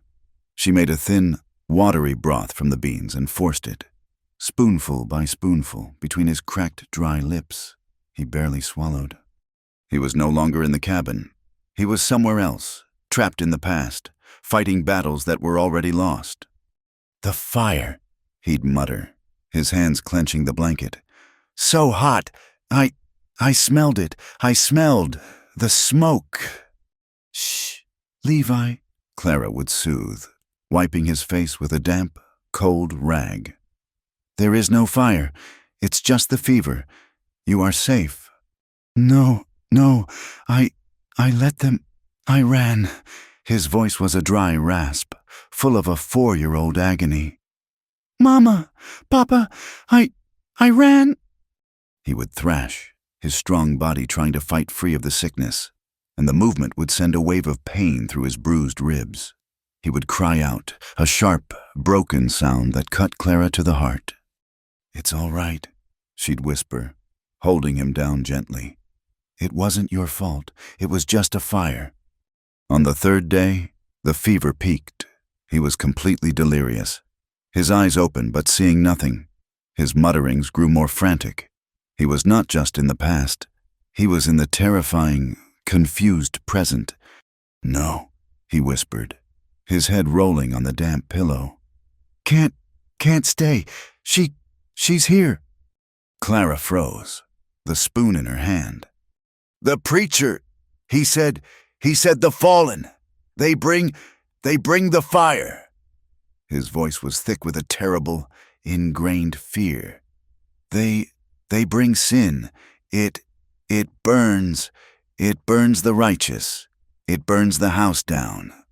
He was looking at her, through her, seeing not Clara, but the source of his damnation. He was confusing her with the fire that had taken his parents. She was the new sin, the new flame, that had come to finish the job, to burn down what was left of his life. I am unworthy," he choked, a dry sob catching in his throat. "I let her in. I looked. I wanted." His fear was raw, stripped bare by the fever. It was the fear of a boy raised on brimstone, a boy who believed his own nature was corrupt. "Loving her," he whispered, the words so quiet she had to lean in. It will damn me. I am damned." Clara's heart broke. She saw it all. His guilt, his terrible, pure loneliness, his fear. Not of Turner, not of losing the ranch, but of losing his own soul, just for wanting her. She set the bowl down. She took his hot, dry hand, the one that wasn't clenched, and held it between both of her own. He was shaking, or she could not tell. She leaned close, her lips brushing his ear, her voice fierce and low. "Listen to me, Levi Carter," she commanded, her own tears blurring her vision. "There is no damnation here. There is no sin. You are the best man I have ever known. You are honor." He quieted, his eyes fluttering, his fevered mind caught by the strength in her voice. "Love can't damn us," she said, her voice thick with a truth she had only just discovered herself. "Don't you see?" She kissed his calloused, shaking hand, a hot tear falling onto his skin. "It already saved us." He did not understand. He just quieted. His breathing deepened, and for the first time in days, he fell into a true, healing sleep. While the cabin was a fortress of sickness, the town of Three Forks was a pit of rumor. Marshal Turner sat in the saloon, his jaw wrapped in a thick, stained bandage, a glass of whiskey untouched before him. His humiliation was a poison in the air. He had been beaten, his authority shattered, by a silent, half-wild boy. His two deputies stood at the bar, talking in low, angry tones to Silas and Jed. "It's a disgrace," one deputy said, his voice loud enough for the room. "The boy's crazed. And that woman, she's a witch, I tell you. Got him under her spell." "He's harboring a fugitive, Silas," Turner growled, his voice muffled and painful. "He assaulted me. I have the authority." "You have authority to arrest," Silas said, wiping a glass, his voice carefully neutral. "But the boy, Levi, he's a Carter. His PA was a good man." "His pa's dead," Turner slammed his fist on the table, wincing in pain. "And that ranch, it's a nest of sin. It harbors immorality. It taints this whole valley." Pike, sitting in his usual dark corner, his hat pulled low, watched. He listened. "A warrant for arrest? It ain't enough," Turner said to his men, his eyes small and cold. "We need to cleanse it. A fire. That's what the good book says. Cleanse it with fire. We'll ride out at dawn. With a posse. We'll claim the ranch harbors sin, and we'll burn it to the ground. Then we'll see if the girl comes running out." The saloon went cold. Jed and Tom O'Malley, who had laughed at Levi, now looked uneasy. This was not law. This was vengeance. Pike stood up, his chair scraping. He threw a coin on the bar. "It's cold," he muttered. "Going home." He walked out, but he did not go to his small room above the livery. He went to his horse. He looked at the sky. The snow was still falling, thick and heavy. A ride to the Carter Ranch was madness. It would be night soon. He could freeze. He was an old man. He thought of Levi, the boy he had watched grow up, the boy who had punched a marshal. He thought of Levi's father. "Damn it all," he spat, and swung into the saddle. The ride was a frozen hell. The horse stumbled in drifts. The wind cut through his old coat, and the snow blinded him. But he pushed on. He arrived at the cabin hours later, a ghost covered in ice. He half fell from his horse and pounded on the door, his numb hand barely making a sound. Clara heard it. Her head snapped up. Her heart stopped. "They're back." She grabbed the fireplace poker, her hands white. "Who's there?" "Clara, girl, it's Pike. Let me in." She fumbled with the bar, her hands shaking, and pulled the door open. Pike stumbled in, bringing a swirl of snow and ice, and collapsed onto the chair, gasping. You gotta listen," he panted, his chest heaving. "Levi, where is he?" She pointed to the cot. Levi was stirring, his eyes fluttering at the noise, but he was weak, his gaze unfocused. He's sick, Clara said. Pike, what is it? What's happened? Pike looked at Levi, burning with fever. He looked at Clara, her face thin and pale with exhaustion. He ripped his hat off, his old face grim. It ain't just an arrest, he said, the words coming out in puffs of white. Turner, he's lost his mind. He's been in the saloon, preaching to the fools. He's convinced them your presence, it's a sin, that the ranch is unclean. He looked at her, his eyes full of a terrible pity. He's not coming with a warrant for you, girl. He's coming with kerosene. He's aiming to burn the ranch at dawn. The words hung in the cold air. Burn the ranch. Clara looked around the small cabin, the cot Levi's mother had slept in, the high shelf with her books, the table his father had built, the last 4 years of his life, his penance, his home. She had brought the fire after all. He'll lose everything, she whispered. The poker fell from her numb hand, clattering on the floor. Aye, Pike said. He pushed himself to his feet, his old bones cracking. I've done what I can. God help you, girl. He looked at Levi, still trapped in the fever. God help you both. He pulled his hat on and slipped back out into the storm. The door clicked shut, leaving her in the silence. Clara stood motionless for a full minute. She looked at Levi. His one good eye was open, fixed on her. He had heard. Heard, Levi whispered, his voice a dry crackle. Fire! He's burning! No! He tried to sit up, a desperate, feeble movement. Clara, we gotta... Shh, she said. She went to him, her movements suddenly calm, her face set. The terror was gone, replaced by a cold, hard, absolute resolve. You're not going anywhere. She poured a small measure of the laudanum she had been using for his pain into a cup of water. It was almost all they had left. No, he said, seeing the bottle. Clara, don't... Drink it, Levi, she said. It was not a request. You need to sleep. You need to heal. I can't. I won't let him. And I won't let him take this from you, she said, her voice like quiet steel. She lifted his head and pressed the cup to his lips. He was too weak to fight her. He drank. He fell back, his eyes already heavy, his gaze fixed on her face, full of fear and confusion.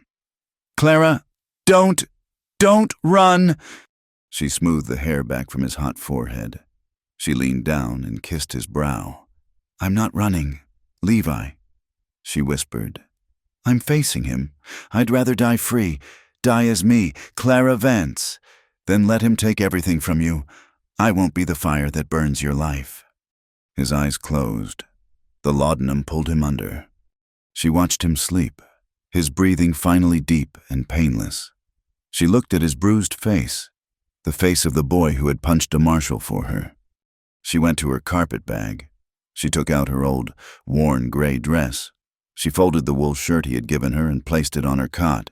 She put on his mother's boots. They were too big, but they were strong. She put on her thin coat, took a deep breath, unbarred the door, and stepped out into the pre-dawn cold. The snow had finally stopped. The world was a vast, blinding, silent expanse of white. She turned her face toward Three Forks and began to walk. Levi woke to a cabin that was deathly cold. The fire was embers. The cot across from him was empty. Clara? His voice was a croak. The cabin was silent. The laudanum was still thick in his head, his limbs heavy as lead. But the fear cut through it. He saw her cot, the folded shirt. He saw the empty peg where her coat had been. No. The word was a groan. He threw the blankets off. The pain in his head, in his ribs, exploded. A white-hot agony that made his vision swim. He fell from the cot, catching himself on the table. He stood there, swaying, the room tilting. She's gone. She's gone to him, to Turner. He fought his way into his clothes. Every movement was a fresh torment. Pulling on his boots made him cry out, his breath hissing through his teeth. He was weak. He was dizzy. He was still sick. He grabbed his rifle. He stumbled out the door, into the blinding white light of the new day. The sun on the snow was a knife in his eyes. He fell twice on the way to the barn, his legs refusing to hold him. He dragged himself. The horses nickered, sensing his panic. He could barely lift the saddle. He got it on the horse, his arms shaking so violently he could hardly buckle the straps. He hauled himself up, a wave of blackness washing over him. He clung to the pommel, his head spinning, until the world came back into focus. He kicked the horse, and the animal lunged forward, churning through the deep snow, following the one small set of footprints that led away from the cabin. Clara reached Three Forks as the sun was clearing the horizon. The town was just waking up, smoke rising from the chimneys. She was a frozen statue, her hair stiff with ice, her face numb. She walked down the middle of the main street. Turner was coming out of the saloon, his deputies behind him, carrying saddlebags and a heavy can, kerosene. They were ready to ride. He stopped dead when he saw her. He had been cheated of his fire. Well, well, he sneered, his ruined jaw making his voice a wet slur. The sin comes to confess. Clara stopped 10 feet from him. She was exhausted from the walk, from the fear, from the last year of her life. But she stood straight. Marshal Turner, I am Clara Vance. I believe you have a warrant for me. Turner's eyes glittered. He had her. He had won. I do, he said. He pulled a pair of iron handcuffs from his belt. And I'm taking you in, now. He grabbed her arm, his fingers digging in. He snapped one cuff on her wrist and started to drag her. Not pull, but drag her, toward the small log building that served as the jail. Let's go! Witch! You're gonna hang! The townsfolk were coming out. Silas from the Mercantile. Jed, Tom O'Malley. They watched, silent, as the marshal dragged the frozen, unresisting woman down the street. Let her go! The voice was a raw, breathless scream. Turner spun around. His deputies fumbled for their guns. Levi was at the end of the street, on his horse. He was swaying in the saddle, but he was upright. He was holding his rifle, levered, aimed. But it was not aimed at Turner's chest. It was aimed at his head. The rifle was shaking, violently. From fever, from weakness, from the cold. But it was steady enough. I said, let her go, Turner. Levi gasped, his breath pluming in the air. Turner stared at him, at the boy he had beaten half to death. The boy was back. He was a ghost, pale as the snow, his face a mask of dried blood and bruises, but his eye, his one good eye, was full of a fire that was hotter than any fever. You're a fool, boy, Turner hissed, his hand dropping to his own pistol. You're sick. You can't even hold it steady. You'll miss. Maybe, Levi breathed. But this close, I won't miss all of you. It was a standoff, a dead man on a horse, holding a gun on a marshal. The town was silent, watching. Now, hold on! Pike's voice cut the tension. He stepped off the Mercantile porch, his hands held high. He did not walk toward Levi. He walked toward the townsfolk. You all gonna let this happen? He called out, his voice ringing in the cold air. It's the law, Pike, Jed said, shuffling his feet. She's a fugitive. Is she? Pike turned on him. He pointed at Turner. Or is he a liar? He tells you her crime is immoral conduct. He tells you she's a sin. He wants you to ride with him, to burn a man's home. He looked at the crowd, at Silas, at the others. You want to know her real crime? I know this story. I know the truth of it. He looked Turner square in the eye. Her crime was that she wouldn't let a child burn, the man she worked for in Wichita. a man with powerful friends. He set fire to his own saloon. He did it for the insurance, and to punish his own daughter, who was trapped on the 3rd floor. He locked her in. The crowd murmured. Turner's face went white. "This woman!" Pike shouted, pointing at Clara. "Clara Vance! She ran into that fire. She broke down the door. She carried that girl out on her back. That's where she got those scars you all been whispering about. She fled before that. That devil could blame the fire on her." Pike turned, his gaze sweeping the crowd. "That's her crime, saving a child. And this, he jabbed a finger at Turner. "He ain't a marshal. He's a bounty hunter, doing that man's dirty work." Silence. The townsfolk looked at Turner, his face twisted in a mask of hate and exposure. They looked at Clara, standing in irons, her head held high. They looked at Levi, still shaking, still aiming, his gaze fixed on Turner. They remembered Levi's own fire. Silas, the storekeeper, was the first to move. He stepped off the porch. That ain't law, Marshal," he said, his voice quiet but hard. Jed stepped up beside him. "It ain't, it's just vengeance." Turner looked around. His deputies were looking at the ground. The town was against him. He was alone. He stared at Levi, his eyes black with hate. He was beaten. Slowly, his hand moved away from his pistol. He spat, a bloody glob on the pure white snow. This ain't over," he snarled at Pike. "Oh, I think it is," Pike said, walking over to Clara. "Give me the key." Turner glared, then threw the key onto the snow at Pike's feet. He yanked his horse's reins, mounted, and, with his 2 deputies following, rode out of town. He did not look back.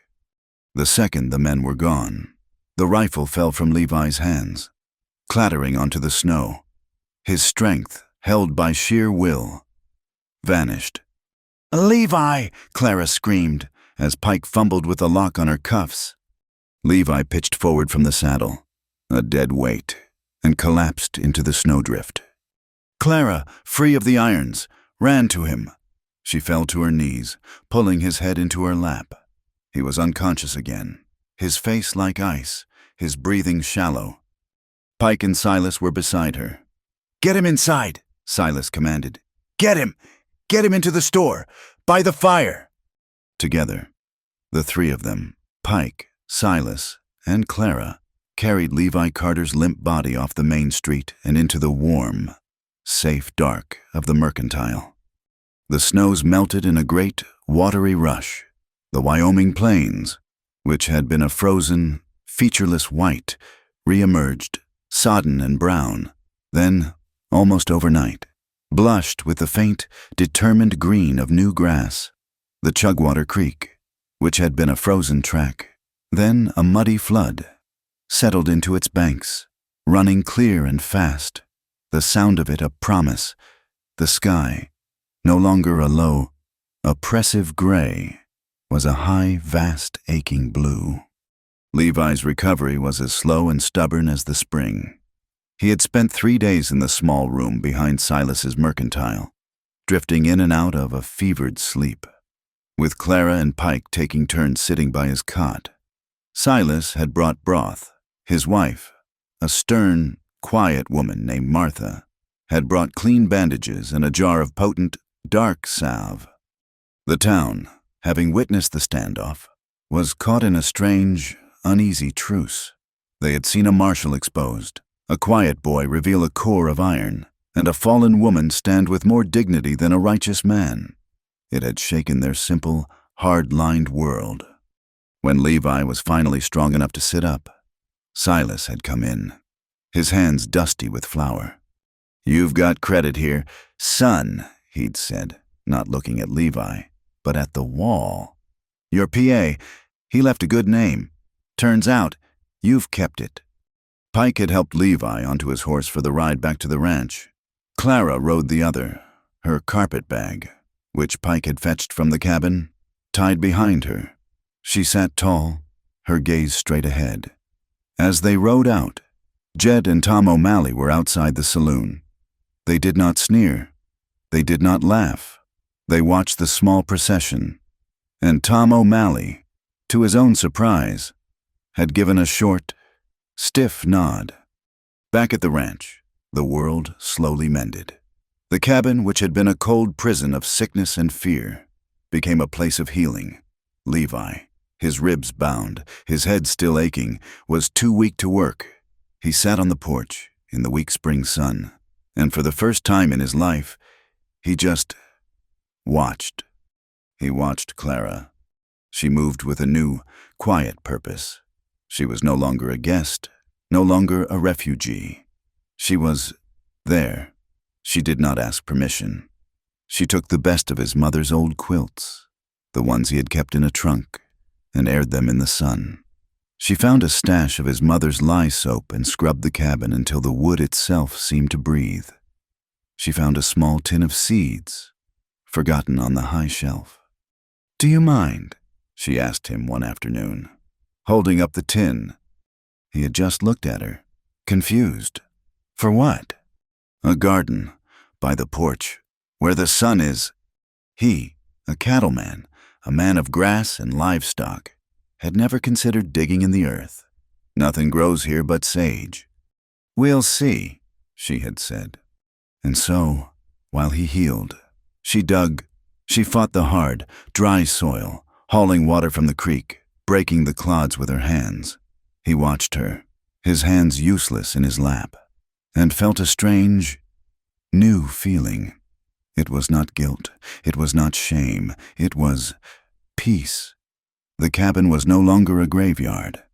With her moving in and out, the air smelling of soap and damp earth, it felt lived in. It felt, for the first time since he was a boy, like a home. When he was strong enough, he joined her. They worked together. The word love was never spoken. It was too large, too frightening a word for a world made of hard, small facts. Theirs was a language of shared labor. He taught her how to repair the fence line, his large, scarred hands guiding her smaller ones on the wire puller. She taught him how to plant the seeds in straight, hopeful rows. He, who had lived on salt pork and beans, found himself weeding tiny, green shoots of lettuce and onions.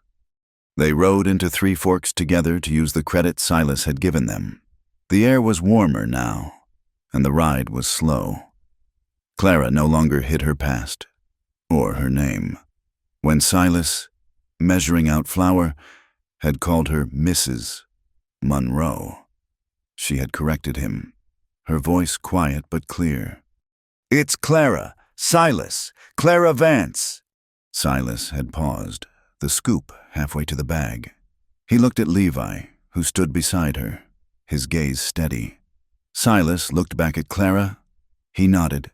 "Once. Clara," he said, and continued scooping the flour. The judgment was still there. Some of the townswomen, like Martha, would nod, their faces unsmiling but respectful. They had heard Pike's story, the story of the fire in Wichita. They were mothers, and they understood a sacrifice. They brought eggs or a jar of jam and left them in Clara's wagon, a silent, pragmatic offering of acceptance. Others were not so kind. The wife of the preacher, who only came through twice a year, pulled her skirts aside as Clara passed, her face a mask of pinched disapproval. She whispered the word immoral loud enough for the porch to hear. Levi, the old Levi, would have flushed and looked at the ground. The new Levi simply put his hand on the small of Clara's back, a simple, solid, proprietary touch, and guided her into the mercantile. He said nothing. He did not have to. His defense of her was no longer a desperate, violent explosion. It was a quiet, constant fact. Their life settled into a rhythm, marked by the sun and the needs of the land. They worked, they ate. They sat on the porch as the long, purple twilight settled over the plains. One evening, Levi did not return from the barn. Clara continued making supper, but a small knot of the old fear tightened in her chest. She stepped onto the porch. He was not at the barn. She saw him, A ways off, down by the chugwater, near the stand of cottonwoods. He seemed to be digging. She wiped her hands on her apron and walked to him. The air was cool, smelling of river water and new leaves. He was setting a post. When he saw her, he did not stop, but his movements became self-conscious. It was not a fence post. It was a cross. It was simple, made of 2 pieces of weathered cottonwood, sanded smooth and bound with a strip of new leather. Clara stopped, her hand going to her throat. She looked at the raw, fresh-dug earth. "Levi, who?" He finished tamping the dirt, his knuckles brushing the ground. He stood up, wiping his hands on his pants. He looked at the cross. Not at her. "It ain't for mornin'," he said, his voice low.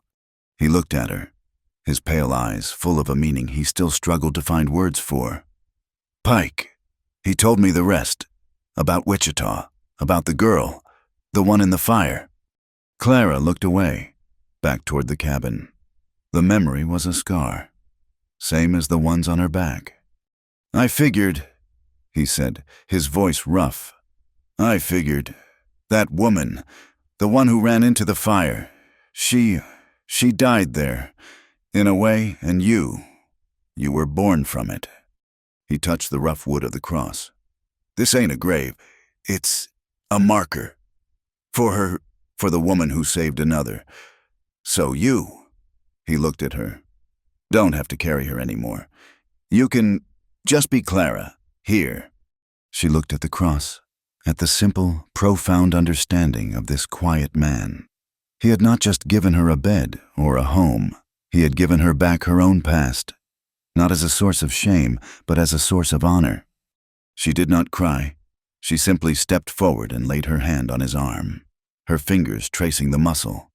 Strong and solid, they stood there together, by the river, and watched the sun go down, the simple wooden cross casting a long shadow on the new grass. Their love was not perfect. It was not the easy, bright love of songs or books. It was a hard-won, scarred thing. It was born of pain and built on faith. They still had silences. He would still, some days, be trapped by the ghosts of the fire, his mood dark and distant.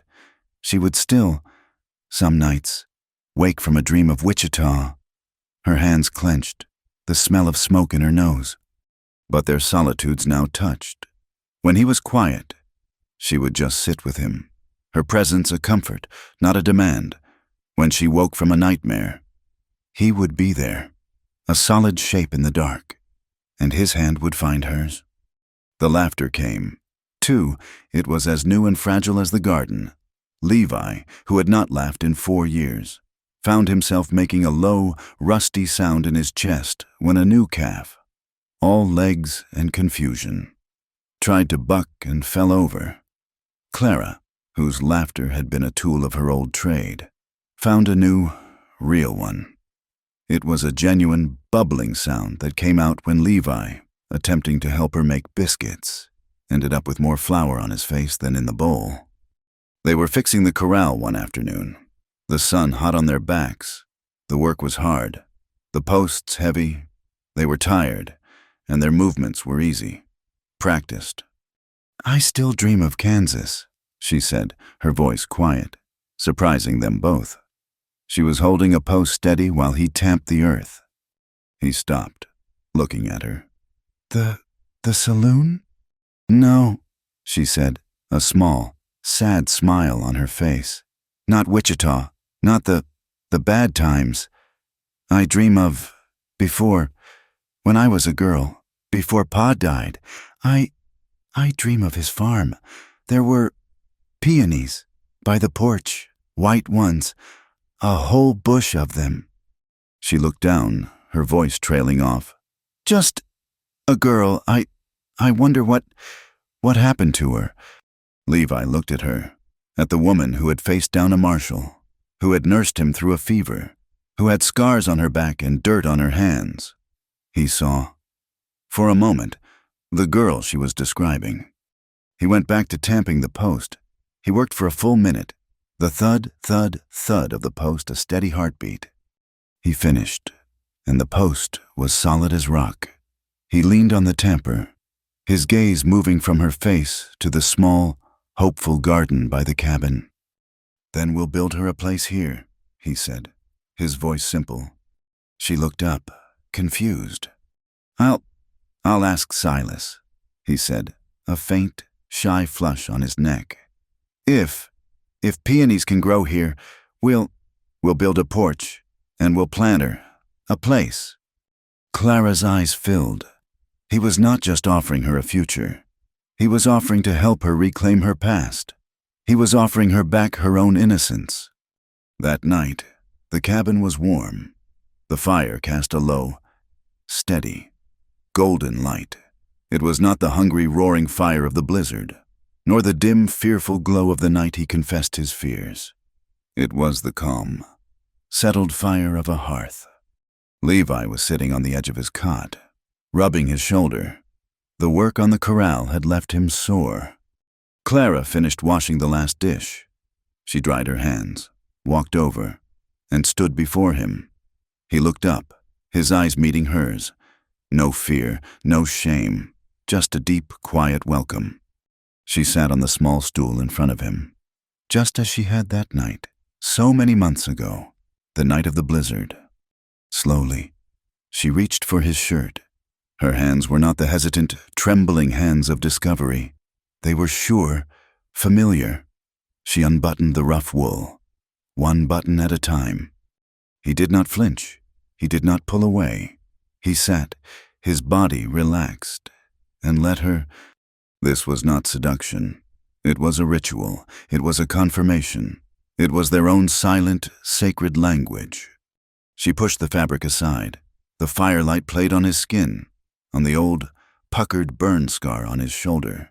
She raised her hand, her fingers light, and traced the scar. He closed his eyes, his breath catching, not in pain, but in acceptance. This was his scar. This was his past. And she was touching it, not to hurt, not to pity, but just to know him. She leaned forward and pressed her lips, soft and warm, to the scarred skin. His hand came up, not to stop her, but to cup the back of her head, his fingers tangling in her hair. He did not pull her closer. He just held her. He looked around the small cabin, the two cots, the table he had built, the clean floor, the books on the shelf, the woman who had, against all odds, become the center of it. Outside, the wind still moved across the endless Wyoming plains. It was not a howl. It was a softer sound now, the sound of new leaves, of moving grass. The frontier was still a brutal place. The world was still, and would always be, a cruel one. But inside that small cabin, held in the quiet, golden firelight, two scarred people sat in the stillness, and for the first time, in this hard, unforgiving land, love was, at last, stronger than shame. Thank you so much for listening to our story. We'd love to connect with all of you, so please comment with where you are listening from, subscribe to the Wild West Campfire channel, and share your thoughts with us in English.